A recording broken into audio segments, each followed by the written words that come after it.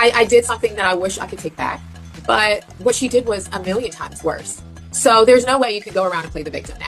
I mean, I did some things myself that, of course, I'm going to take accountability for that, I should have done.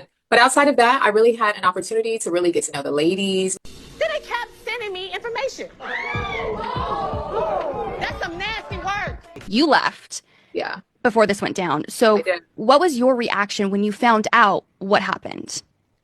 I couldn't believe it because I came in there wanting to be apologetic and give her flowers. And I gave her a nice card where I wanted her to read it. And I left.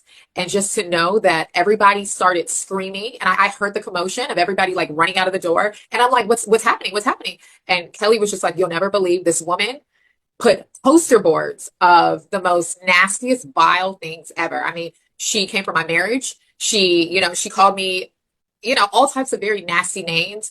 And she showed explicit photos. This was your big moment. So for her to use this big moment to attack me, and to humiliate me, I couldn't believe it. I mean, I was in bed for days. I cried. I had to talk to a few, I had to go to therapy. And just knowing that the internet, the world, my reputation, I'm a businesswoman. So seeing all these things online, it overshadowed everything. And I couldn't believe it. Have you talked to Kenya since? She has not reached out to me. Actually, she blocked me.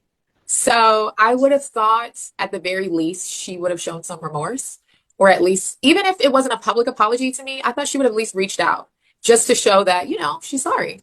And I haven't received anything.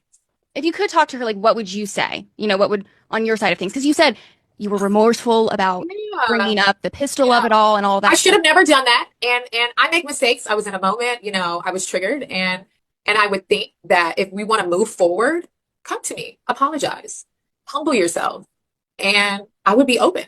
But that has not taken place. So I'm just disappointed how she's been handling it and being a victim. And, it's just been a lot of noise. And that's why I've been quiet, because sometimes you just have to wait it out and see what people naturally do. And I'm just disappointed in her behavior.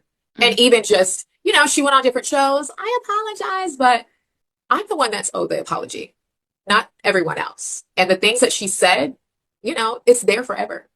And I have to live with that, with my family, with my husband, with my career. And I think at the very least, I'm owed an apology.